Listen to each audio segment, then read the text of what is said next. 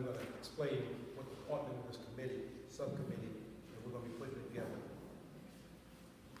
The purpose of that subcommittee.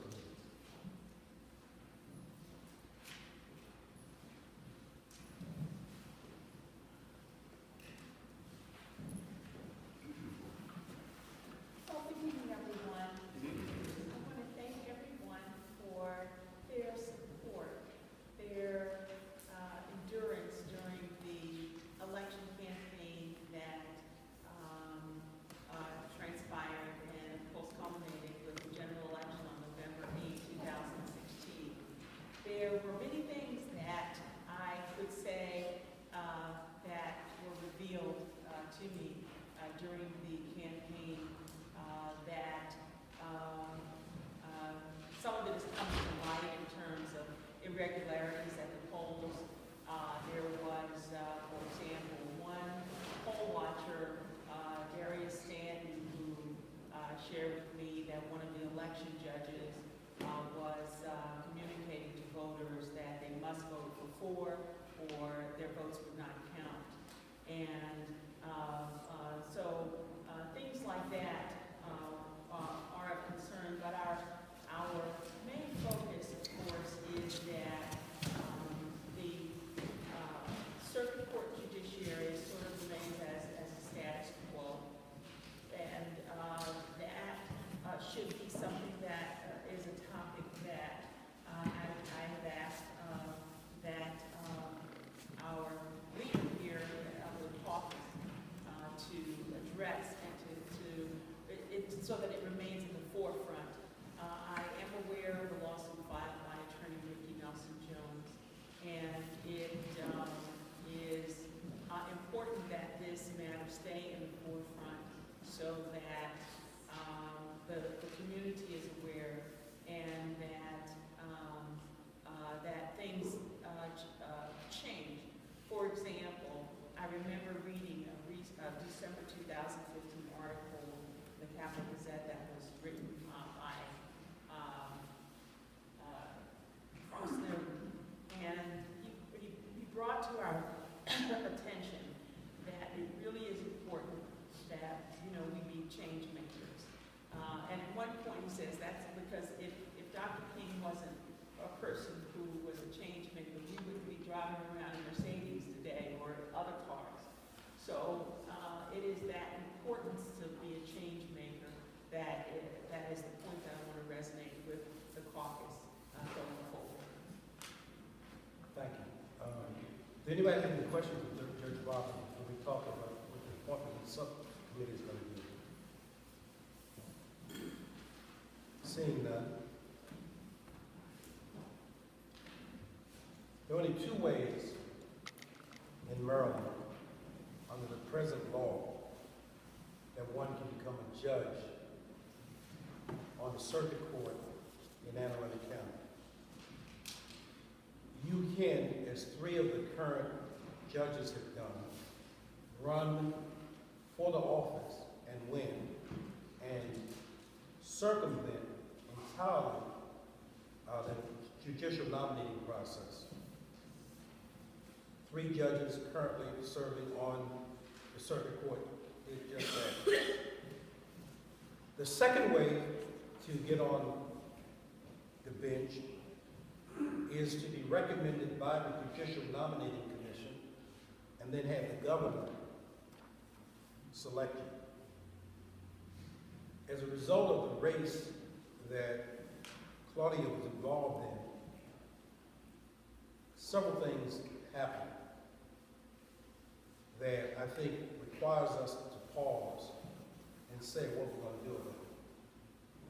One is that a tradition that has existed for 366 years continued. No African American woman ever has been appointed to serve on the circuit court. It has never happened. Secondly, there were many things that occurred during the campaign that can only be described as racist. So the issue is, what do? You can either do nothing, or you can choose to do something. And what the caucus would like to do, with some of you in this room concurrence, we want to meet with the governor to impress upon him during his tenure as governor. We would like to see him make an appointment of an African-American woman to the bench. A meeting is being set up for that purpose. And again, we want to open it up to anybody in the community or any group would like to go. Obviously, once the date is set, the time is set, that's not negotiable. Whatever date or time he has available, that's what we're going to do. But we want to go and have a group of citizens from Anne Arundel County meet with the governor and to express our strong desire to see him exercise his authority by breaking a tradition that we think has excluded people of color, and in particular women. Is anyone in the room, once this date is set, would like to be a part of that meeting? Kim, could you, for those who volunteer, get their names on tape so we can contact, speak up a little louder. Luttrell Osborne Sr. Larry Diggs. Mary Wayne. William All right. Pete Smith, and what's the guy's name? We've got a Republican, white guy, who's a Republican, who also want to be part of the meeting because he believes that it's important for the Republican Party, beyond the fairness of it, he just thinks the party of Lincoln ought to act more like the party of Lincoln. So he wants to be part of it. So we're going to set up the meeting with the governor. Again, just to make it clear to everybody, the only issue would be that one issue. We, can't get there and talk about something that he had not agreed to have the meeting on. So we're going to set the meeting up with Governor Hogan, and then have a group of citizens express their desire to have the court, particularly the circuit court, represent the community that it serves. Anne Arundel County, I want to make sure this is correct, is the only jurisdiction with a minority population of more than 20% that does not have African Americans represented on the circuit court. It is either Somerset County, it's one of the counties on the Eastern Shore, just got an African American appointed for the first time, which, by the way, was appointed by the governor.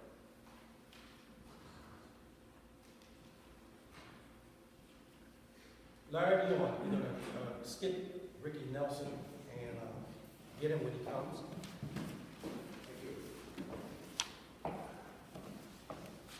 Good evening, everybody. Happy New Year. And welcome. After a myriad of conversations about issues relative to our community and the new administration and their policies that will be perhaps developed within the next 6 months to a year, Carl Snowden, our leader, has instructed me to develop a list of issues for a legislative agenda. And could somebody help me hand these out?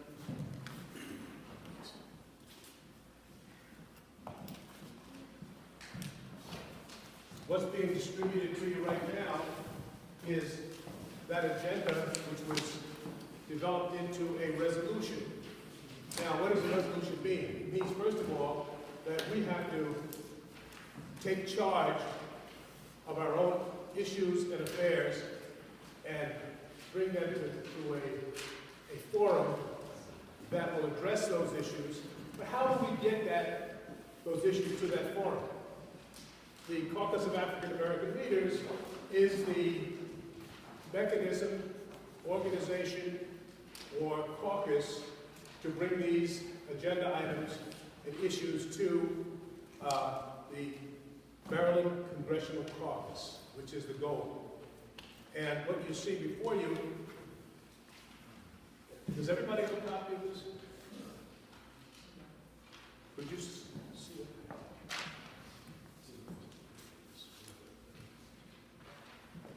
The introduction is rather clear.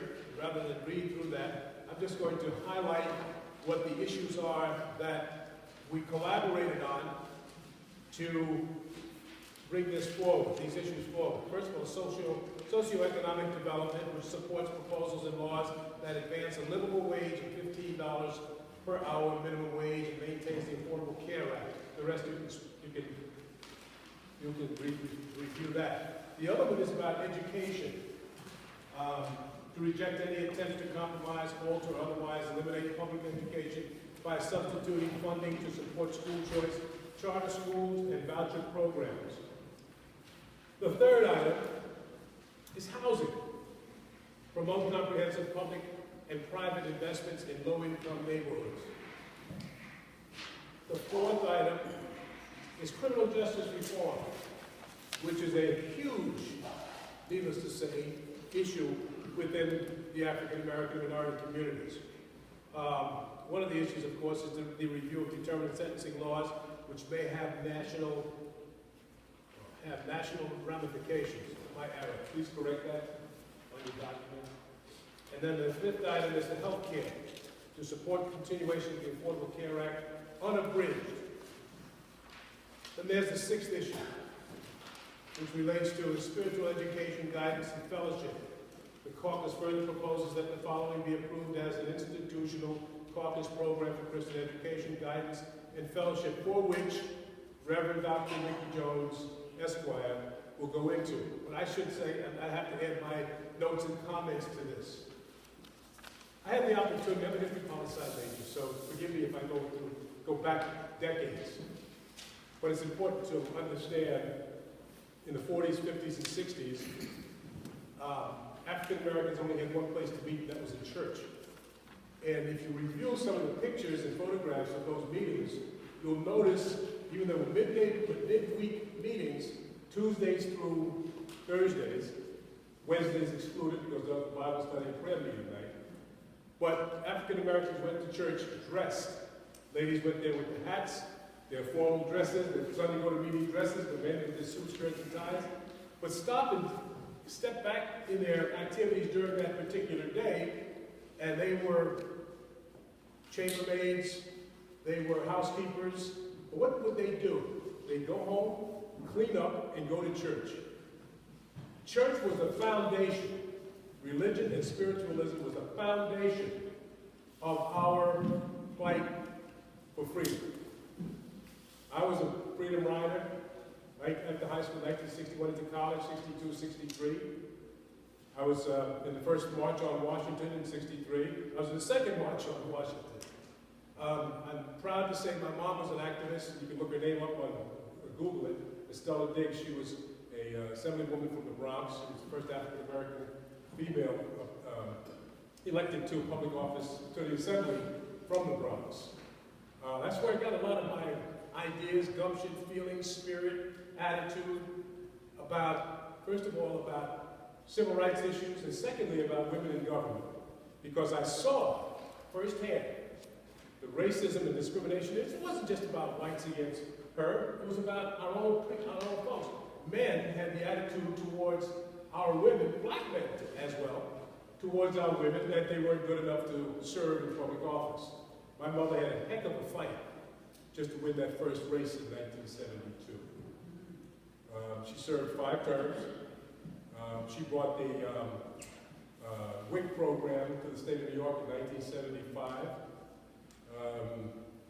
So she did what she was supposed to do for her community. Let me digress. Spiritualism is the fundamental, is the foundation of our fight as Christians, as spiritual people.